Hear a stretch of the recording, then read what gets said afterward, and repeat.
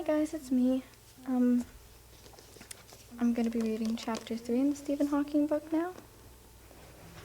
Need to be facing this way. Camera needs to be here. Like my pots and pans that I got for Easter. Okay. My father was very keen that I should go to Oxford or Cambridge. He himself had gone to University College, Oxford, so he thought I should apply there because I would have a greater chance of getting in. At that time, University College had no fellow in mathematics, which was another reason he wanted me to do chemistry. I could try for a scholarship in natural science rather than in mathematics. The rest of the family went to India for a year, but I had to stay behind to do A-levels and university entrance exams. I stayed with the family of Dr. John Humphrey, a colleague of my father's at the National Institute for Medical Research, at their house in Mill Hill. Their house had a basement that contained steam engines and other models made by John Humphrey's father, and I spent much of my time there.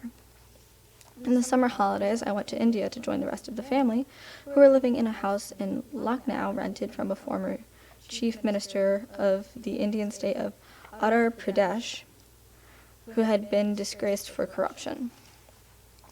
My father refused to eat Indian food during his time here, so he hired an ex-British Indian Army cook and bearer to prepare and serve English food.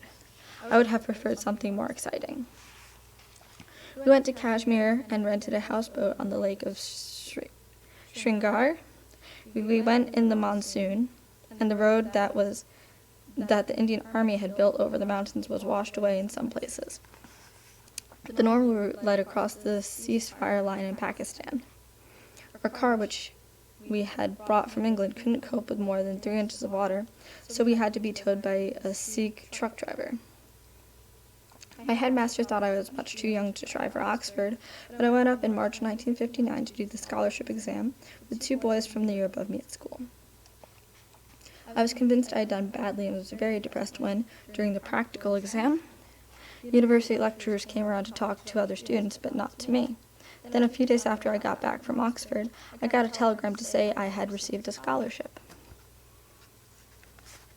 2 pictures. Oh, wrong way. Here we go. I was 17, and most of the other students in my year had done military service and were a lot older. I felt rather lonely during my first year and part of my second. In my 3rd year, in order to make more friends, I joined the boat club as a coxswain. My coxing career is fairly disastrous, though, because the river at Oxford is too narrow to race side by side. They have bumping races in which the eights line up one behind another, with each cox holding the starting line to keep his boat the right distance behind the boat head. In my first race, I let go of the starting line when the starting gun fired, but it caught in the rudder lines, with the result that our boat went off course and we were disqualified. Later, I had a head-on collision with another 8, but at least in this case I can claim it was not my fault, as I had right of way over the other 8.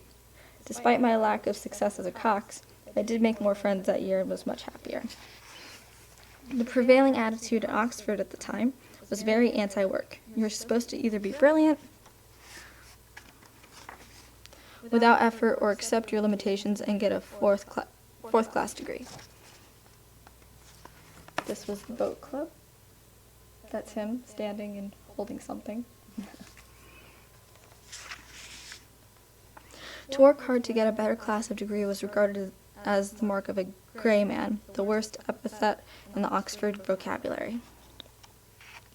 The colleges at the time regarded themselves in loco parentis, in the place of parents, which meant they were responsible for the morals of the students. The colleges were therefore all single-sex, and the gates were locked at midnight, by which time all visitors, especially those of the opposite sex, were supposed to be out.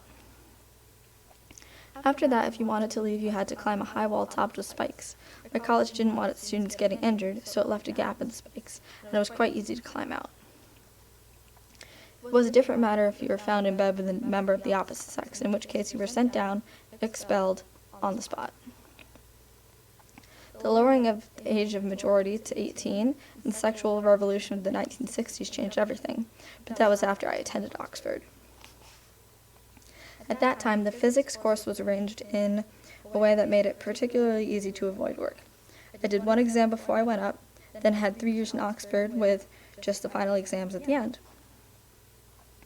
I once calculated that I did about 1,000 hours work in the 3 years I was there, an average of an hour a day.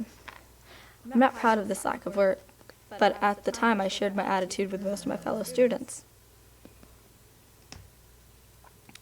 We affected an air of complete boredom with the feeling that nothing was worth making an effort for.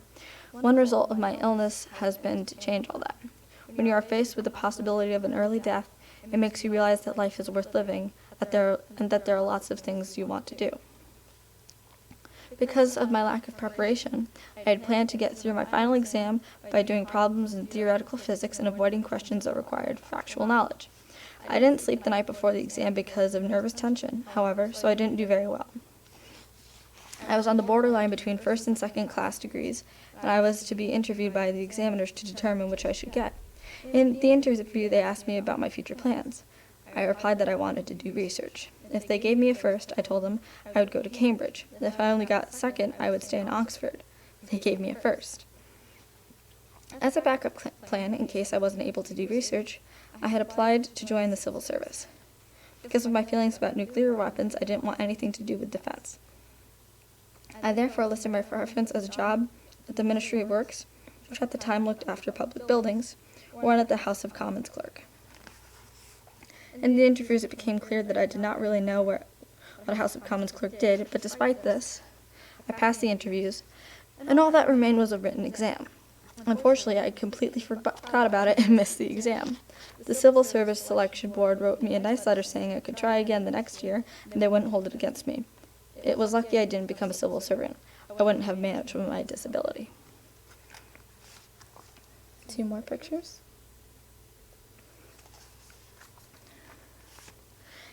In the long vacation following my final exam, the college offered a number of small travel grants. I thought my chance of getting one would be greater the farther I proposed to go, so I said I wanted to go to Iran. I set out with a fellow student, John Elder, who had been before and who knew the language Farsi. We traveled by train to Istanbul and then to Erzurum in eastern Turkey near Mount Ararat. After that, the railway entered Soviet territory, so we had to take an Arab bus complete with chickens and sheep to Tabriz and then Tehran. In Tehran, John and I parted company, so I traveled south with another student to Isfahan, Shiraz, and Persepolis, which was the capital of the ancient Persian kings and was sacked by Alexander the Great, and then crossed the central desert to Mashhad. On my way home, I and my traveling companion, Richard Sheehan, were caught in the Bayern Zahara earthquake, a magnitude of 7.1 quake that killed more than 12,000 people.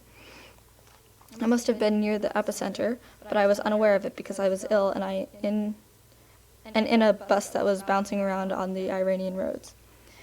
Because we did not know the language, we did not learn of the disaster for several days, which we spent in Tabriz, while I recovered from severe dysentery and a broken rib from being thrown against the front seat of the bus. It was not until we reached Istanbul that we learned what had happened. I sent a postcard to my parents, who had been anxiously waiting for word for 10 days. The last they heard, I was leaving Tehran for the disaster region on the day of the quake. It's Istanbul, not Constantinople. Anyway, that was chapter 3. And in the next video, I'll read you chapter 4. Bye.